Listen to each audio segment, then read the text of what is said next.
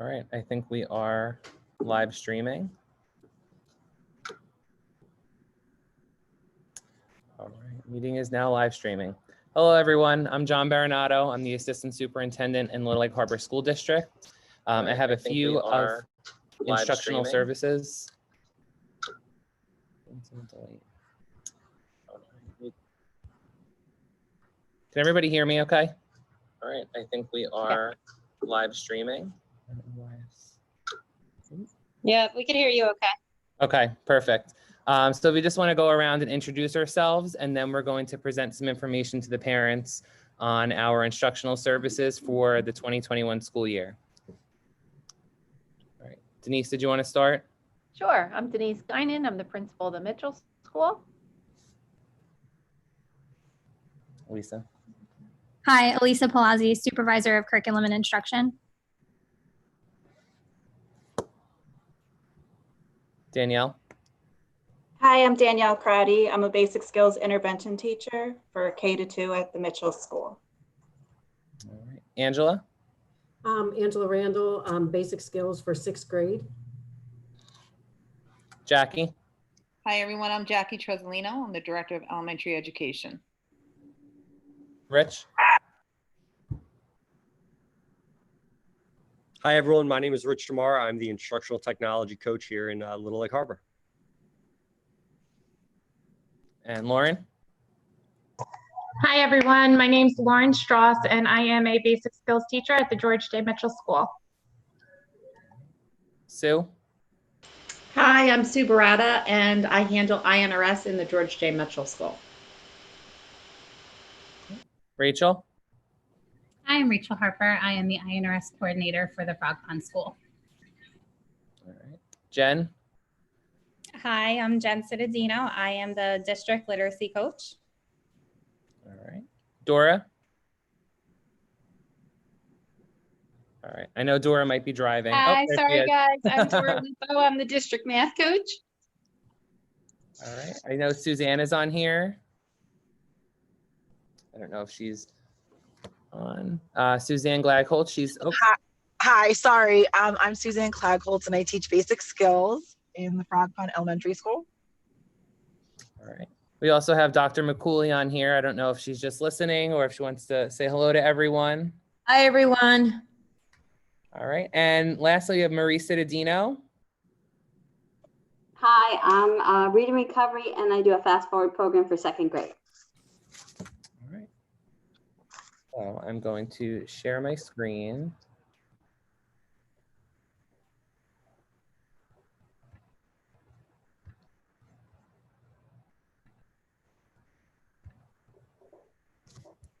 All right. Can you guys see that on the screen? All right, excellent. So some of the people that we just talked about were introduced here. We put a list together of all of our instructional services.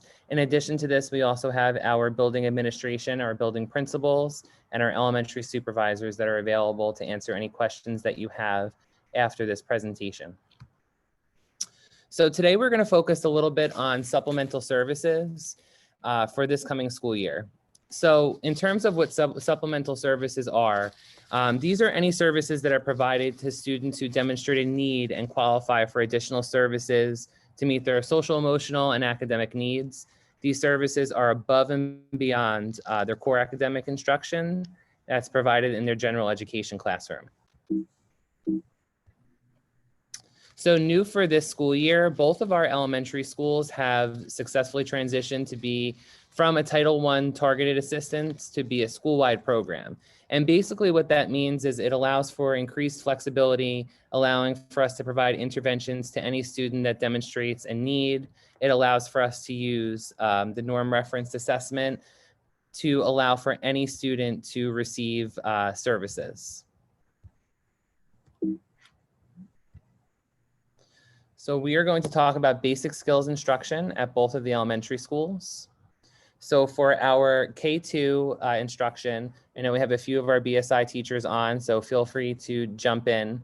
But all the instruction is going to take place for students on their virtual days. So if your child is Monday, Thursday, and they receive basic skills, they would get that on Tuesday and Friday. and then perhaps work in small group on a Wednesday with one of their BSI teachers. If your child is completely virtual, our basic skills staff will reach out to let you know the schedule of virtual meetings. We'll be using different assessments and looking at implementing a diagnostic assessment and then doing progress monitoring after. We do use our level literacy intervention lessons, and everything will be online through Google Meet or Zoom. And that will include any phonics instructions, double dose of foundations that we offer, small group instruction, conferring. Our teachers are also going to be pre-recording some strategy lessons. So that way, in the event that they can't make their basic skills lesson, that will be available to them. We obviously prefer for all students to join in live. So that way they can take place in the lesson, instructional games, any sort of intervention strategies that we're working on. And everything will be posted in Google Classroom. So Lauren and Danielle, I know you're on here. I don't know if you wanted to chime in. I think you covered it. Yes, Okay. we got everything. Thank you. All right. In terms of Frog Pond, very similar. For our 3rd through 6th grade students, all the instruction is going to take place virtual. And the assessments that we're going to be using are NWEA, our Fountas and Pinnell benchmarks for an instructional reading level, and then Linkit. NWEA and Linkit are online assessments. So those can either be done while they're in school or completely virtual. And all of our progress monitoring can be done virtually. Very similar to what's happening at Mitchell, we'll be using the F&P level literacy intervention lessons through Google Meet. Our Just Words group will be working through Google Meet or Zoom as well. And all of our supplemental programs over at Frog Pond, for the most part, will be virtual, whether we're working in small group by grade level, or if we're implementing Wilson lessons or foundations lessons. The one thing that I wanted to point out for our 6th grade parents is that we have Angela Randall, who was formerly at Bass River, and she's working with us as our 6th grade BSI teacher. And for the students that are receiving basic skills math, Angela will actually be working with your child during math, science, and ELA. So she'll be pushing in for support for that group. And then Mrs. Pritch, who I'm not sure is on here, she's going to be providing support during social studies. So that group of students that are receiving math BSI will actually get support all day long from a 2-teacher classroom. And then any additional ELA support, so if your child is receiving basic skills or in a Just Words group, Wilson, or double dose of foundations, that would all be done virtually. Suzanne, I know you're on here. I don't know if Tracy or Kelly were able to jump on. Feel free to chime in if you want. I do think that covers it. I don't have anything else really to add at this time. All right, great, thank you. So instructional technology. So for this year, it's very exciting. We were able to add an instructional technology coach, Rich Demaro, and I'm gonna allow Rich to give you an overview of this page, which we are going to be sending out the actual presentation because these are hyperlinks that you can actually click on. But Rich, why don't you jump on and tell them a little bit about what you've created to assist our families at home. Absolutely. So I'm super excited to be in this role. In our district this year, working with both schools, GJM and Frog Pond. Parent support is super important at a time like this. We want you all to be able to use these programs and know exactly what's going on. So some of the resources that I have here, Rachel Harper, who's on the call as well, really spearheaded and put together an LEHSD family website that has a ton of great guides and walkthroughs. So when you hear about Google Meet or Flipgrid or Clever, and you have questions, that website's going to be a great resource. We are a district that uses the Google Suite, the G Suite for Education platform. So that's when you hear Gmail and Google Classroom, all that is rolled into one. We've put together a guide to show you how to use Google Classroom. What does the stream mean? Walk through how to join for your child to join the Google Classroom. Any questions you might have, there's videos in there as well. Google also had their Google for Education trainers put together a tech toolkit, and that includes YouTube videos and guides to really show you how to set up a Chromebook, how to turn in stuff in Google Classroom, how to use Google Docs. And alongside that is the Guardian's Guide to Google Tools. So there's a glossary in there, a lot of stuff that all will work together with the Google Tech Toolkit. There's also information for Clever. Clever is a resource that we use. It's a single sign-on program that allows all of our students to, once they log into Clever, they're able to log into the other devices. So having to remember a bunch of usernames and passwords are a thing of the past. So have the Clever, they use their Google username and passwords supplied by the district, and they use that for Clever. And last but not least, I'm going to be doing some family workshops starting the week of the 14th. We're going to kick things off with Google Classroom, but we're going to be looking at whatever needs out there. So we're going to be starting with Google Classroom. We're going to do some Brain Pop. We're going to look at Gmail. And so you get the opportunity to come learn some stuff, and they're all going to be recorded as well. So if it doesn't fit into your schedule, you'll be able to go back and watch at a later date. All right, thank you, Rich. All right, so in addition to having our technology coach, our district also has a district literacy coach and math coach. I know that they're both on. Jen, do you want to go through your portion here, or would you like me to? No, it's fine, I can. Thank you. So the first thing is virtual supplemental resources. So when you have access to this presentation, that is a hyperlink. It brings you to a list of resources for both reading, math, such as the RAS Kids, not math, reading, writing. There is math in there as well. It's separated by grade levels, K-2 and 3-6. So you have the New Zealand, EPIC, and many, many more resources on there for you. With our school-wide reading and writing, that's the program that we use. It does follow the balanced literacy approach. So that just kind of incorporates a variety of reading approaches. So there's a link there just to give you some information about what that approach is. The program does come with parent letters. They are provided at the start of every unit. We encourage teachers to send them home. It just kind of gives you an overview of what your child is going to be learning in that unit and some ways that you can support them at home. There are parent guides. That is a hyperlink. Those are for guided reading levels. So as John mentioned earlier, your child is assessed and they're given, and we assess them to see their instructional level and where we can meet them at their needs.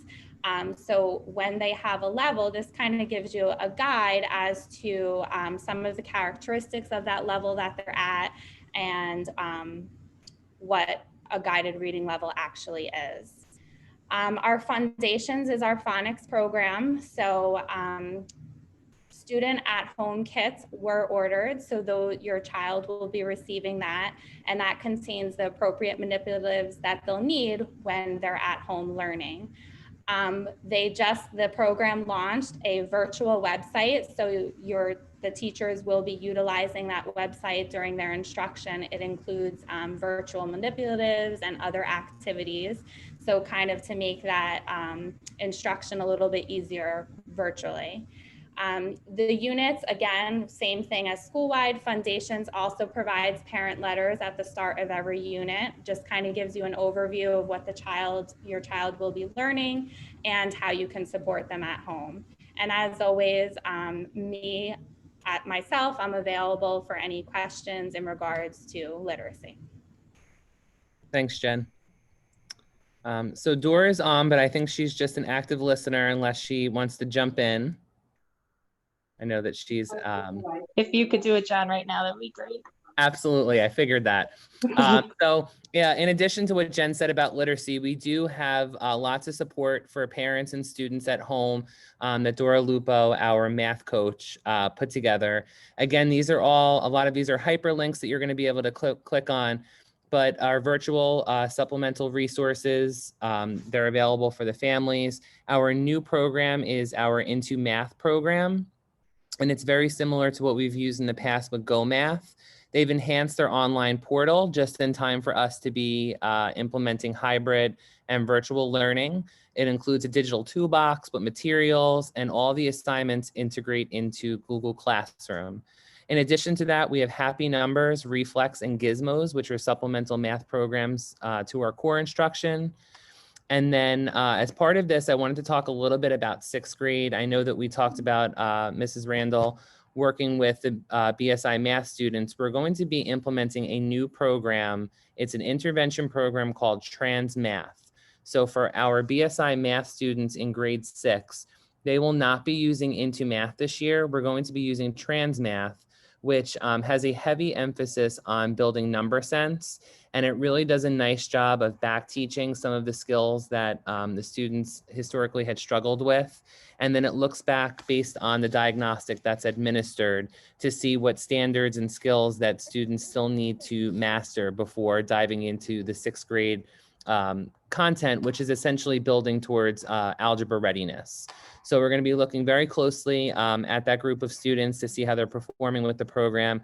And we're very excited to be able to provide the support of a second teacher for that group of students, but also to be able to implement a program that has such a track record of success.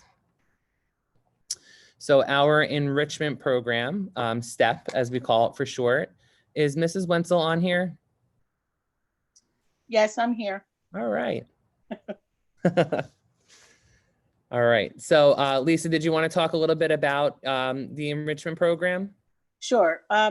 For the kindergarten, 1st grade right now, because of COVID, we won't really, I'll just be support for those teachers.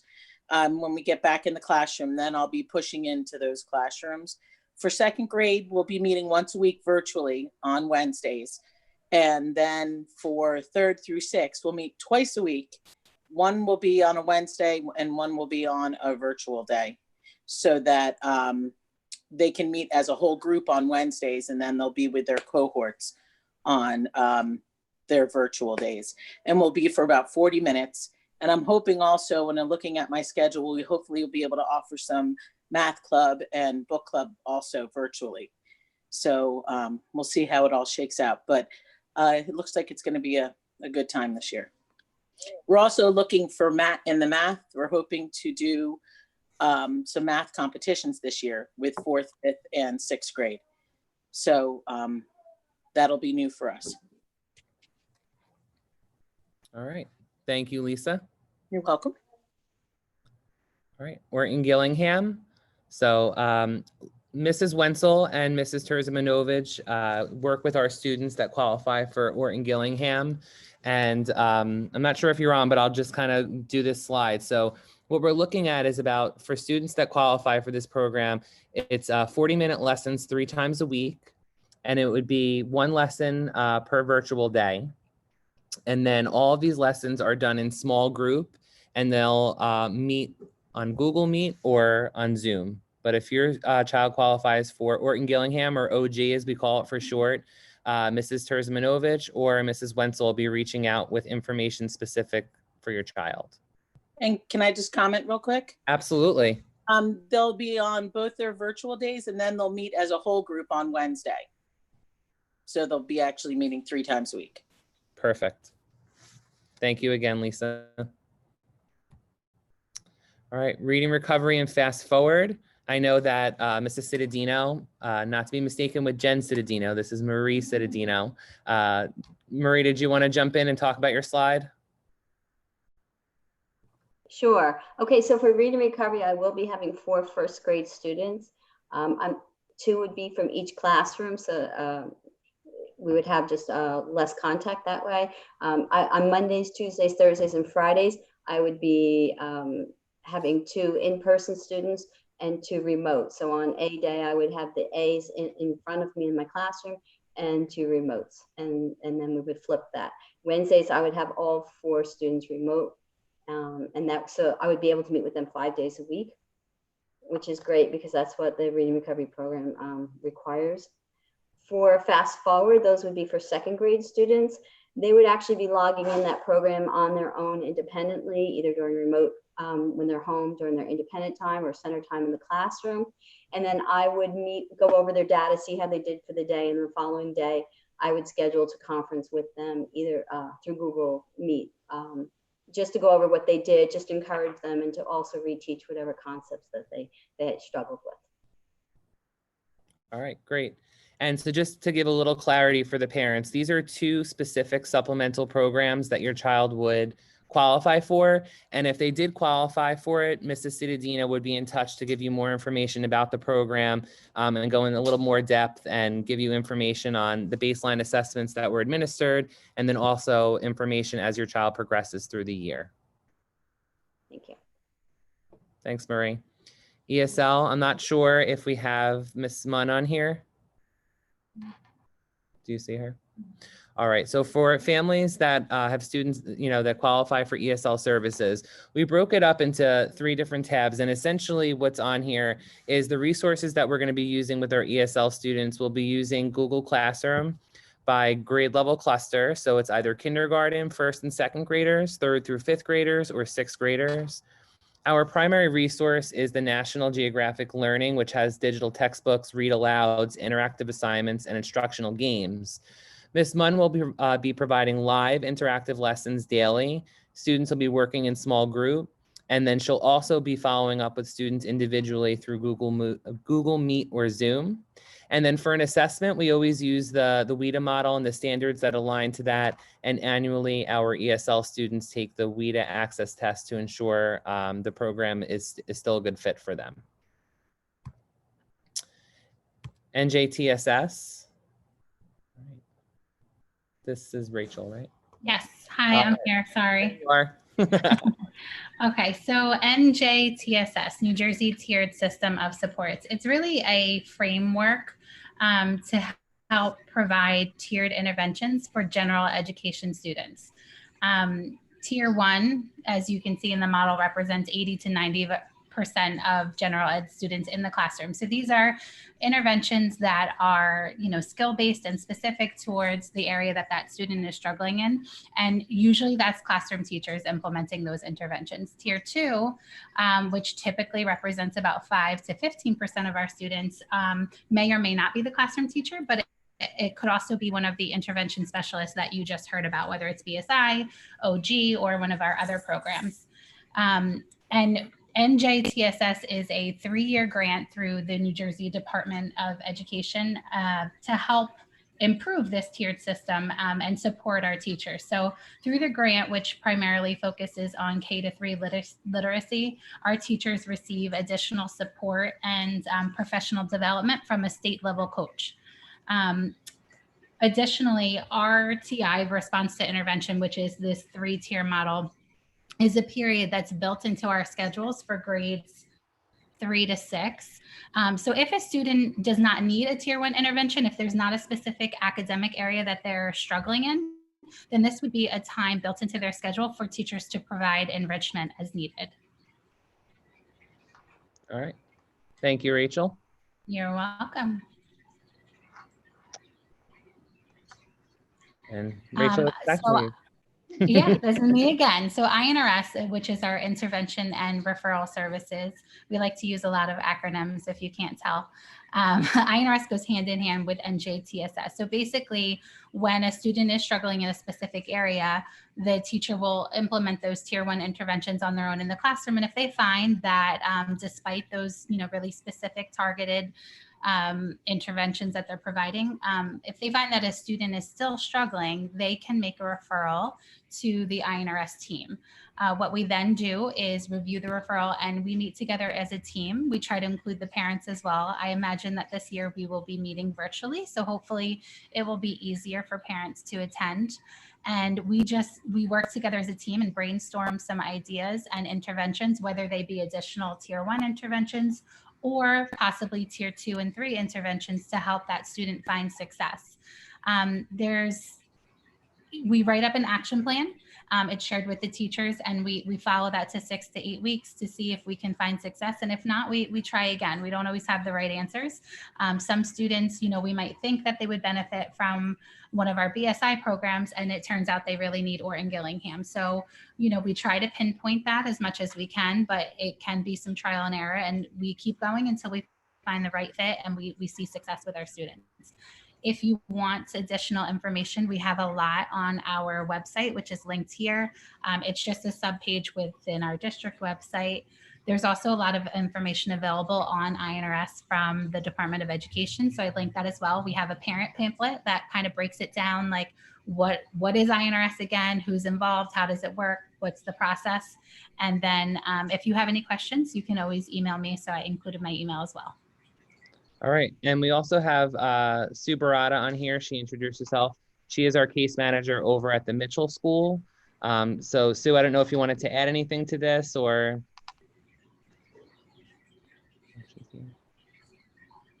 All right, well, if you need help over at Mitchell, Sue Barada is the case manager for that school. All right. All right, assessment and instruction. All right, so.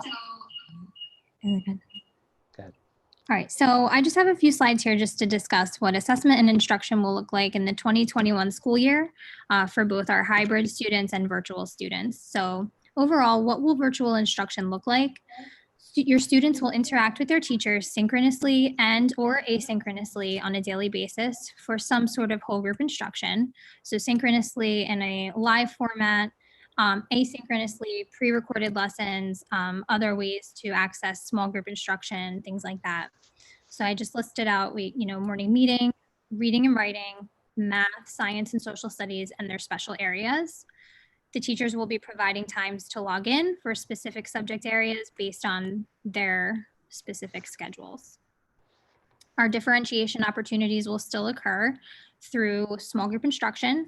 So whether that be in a synchronous setting on a Google Meet platform or something more asynchronous such as Flipgrid or similar platforms such as that, teachers will be able to give on-demand feedback to students and really be able to give them the support that they need, individualized as well as small groups.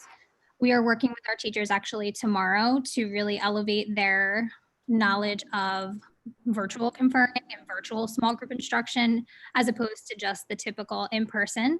So we will be providing one-on-one conferring across the subject areas to students. And as I said, the on-demand feedback is really crucial. Google Classroom is a great tool for that, as well as Seesaw in the K2 building is another tool that is really essential for parent communication and really looking to see how a student's digital portfolio can grow over time in the school year, over the school year.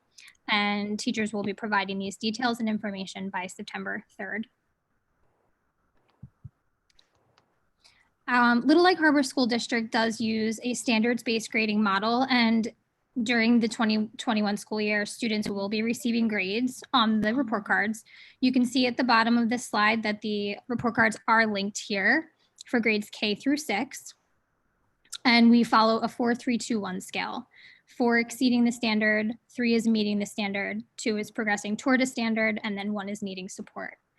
So our job is going to be doing, our instructional coaches are going to really be working closely with teachers to determine which standards will be covered throughout the trimesters 1, 2, and 3. Mostly trimester 1, looking to see what standards will be covered throughout the subject areas, and then looking at ways to unpack the standards, provide meaningful formative assessments, summative assessments to the students across those subject areas so that there is consistency across the grade level. And you will be seeing grades provided on the report cards. Finally, when we look at assessment, we're really going to be looking at the difference between formative assessment, summative assessment. Your child will really be formatively assessed ongoing. So what that really means is that as your child's teacher is teaching them throughout the day, they might be adjusting their teaching while it's occurring. And so that really does inform their future teaching. They give them feedback.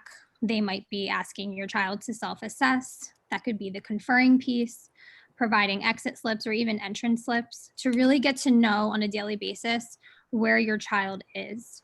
A summative assessment really would occur at the end of a learning unit or at the end of something, and where they can get more formal data to then future inform their instruction. In the month of September, our teachers will be administering benchmark assessments. So we will be trying to get instructional Fontes and Pinnell levels on your child, and we will be doing our typical assessments, and more information will be coming out from the district in terms of scheduling sessions with your teacher throughout the month of September. Hello there, everyone. well. So I It's, just want Denise, to I provide think. some information know if I can- for the parents who have students who are all virtual at this point, because they will be needing some materials as the teachers start instructing. So students who are all virtual at this point will have an opportunity to receive those curriculum supplies. Parents are welcome to pick up those supplies in both buildings on September 11th from 9:30 to 2. If you cannot make it on that day or during those time or during that time frame, you can call the main office of your child's school and arrange for another time for pickup. We're asking that you park in the front of the building and let the secretary know that you're there to pick up items. And then some of those supplies are listed on this slide. In addition to me just presenting that now, Mr. Denning and myself, we're going to be providing more information about this to parents through an email.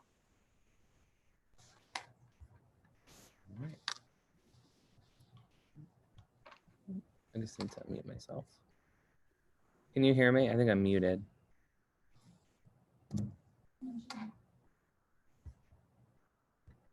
Can everybody hear me? Yes. Okay, great. So we talked a little bit about synchronous and asynchronous learning. So I just wanted to go over what Wednesday is going to look like. I know that seems to be the most unknown to parents because your students are going to be home with you.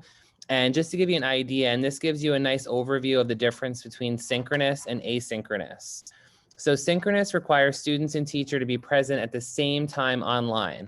So that would be the teacher being inside the classroom with a group of students while a group of students are at home learning with them without being physically in the classroom. Synchronous learning can also occur all virtual, and that's what's going to happen on a Wednesday when the teacher is in their home, and then we have all the students in their homes, and they're all learning at the same time together. Now, the difference between synchronous and asynchronous would be self-paced online instruction. So that would be the teachers posting information perhaps on their Google Classroom, assignments for them to work on their own with some support at home, maybe watching some pre-recorded videos or practicing or using a supplemental online program to capture their understanding of particular standards. Now, in the spring, when we first went into this, we were primarily asynchronous. As we moved through after spring break, we started to dabble into this synchronous learning. What you'll notice about the fall is that we're committed to really blending the two and provide hybrid instruction. So whether you're in school or you're at home, you're going to receive the same lessons, the same instruction. So that way we don't have students regress. So that way we can continue to teach on grade level content throughout the school year, regardless of the unknown of when we're returning. Just a few things that I wanted to clear up about the virtual day. So all students and teachers, they're meeting virtually. This is not a catch-up day. There's a state requirement of a minimum of 4 hours of active instruction. As I mentioned, it's a mix of synchronous and asynchronous instruction. Teachers will be sending out specific times to meet. So that way you'll know morning meeting, whole group mini lessons, small group lessons. The choice special area period is Wednesday only. I know that there were some parents concerned about having the choice boards again. This is not going to be a choice board situation. So when your child is there, whether Monday or Thursday or Tuesday or Friday, they're going to a live in-person special. On Wednesday, at a certain time during the day, all the special areas from each school will have a link and your child can choose what special area they would like to attend that day. So it's almost like an extra special they get to go to virtually. So if they want to do some physical activity or learn about health or go to a Spanish lesson, whatever it is that they want to do, they'll be able to choose that. The virtual day is really going to be about having personalized learning options. So having students working through that asynchronous content, but then also providing live instruction to follow up with students on the work that occurred in their classroom, and then also some of their future work as a reader, a writer, or a mathematician, any of our content areas. The first 2 weeks will be modified. So teachers will be sending information out by the end of September 3rd on this. think this is Mr. Denning and Mrs. Guinan. Hello, everyone. Hold on one second. There we go. So this year we already had our back to school nights selected. George Mitchell is on the 16th at 6 p.m. to 7:30. We are the next night on Thursday, the 17th. We are going to be all virtual for our back to school night. Some of the parameters that we already talked about putting in place. The teachers will create and record their back to school night presentation. They will also be present at that time. They will post a link in your child's Google Classroom by 6 o'clock. So for the night of back to school night, you would log into their Google Classroom and you would go into their specific class and click on the link to access the video. The teachers are required to be there from 6 to 7:30. So you can message them if you have any generic questions, but generally it is not an individual conference night. So this is more for questions about their class. All right, thank you, Mr. Denning. All right, so in closing, I'd like to thank everyone who attended, for all the teachers that came and staff members to come and present your information. I know this was on your own time. It's very much appreciated. All the administrators and our coaches and everyone for providing support. I do have all of our email addresses up here. And as I mentioned earlier, we are going to send out this presentation that has plenty of hyperlinks in there for you to visit on your own. We're also going to be sending out the recording to everyone. And as you go through this, if you think of additional questions, you may email any of us with the questions that you have. So again, I want to thank everybody for coming and have a great evening. And here's to a great school year for 2021 school year. Thank you.